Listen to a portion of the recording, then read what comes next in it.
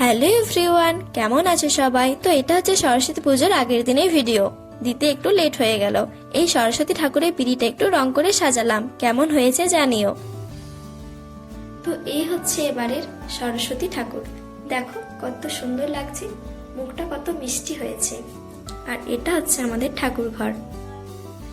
আর এই পিঁড়িটা আমি আজকে বানালাম, কেমন হয়েছে অবশ্যই জানিও।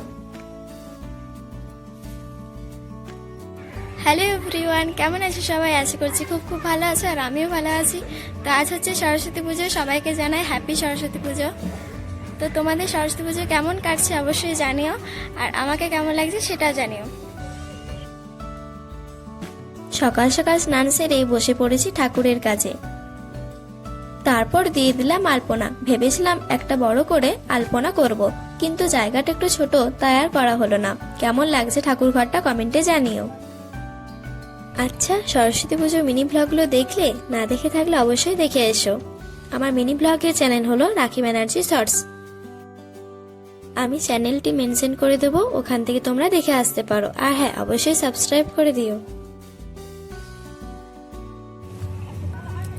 এই দেখো আমাদের গ্রামের মাঠে সরস্বতী ঠাকুর।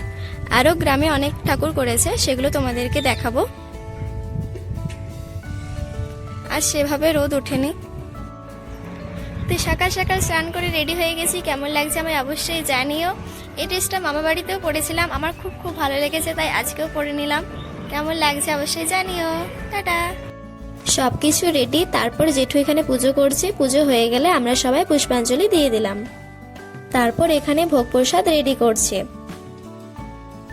বাড়িতে ভোগ প্রসাদ খেয়ে চলে এলাম বাড়ির সামনে একটা প্যান্ডেলে। এখানেও খুব সুন্দর ঠাকুর করেছে।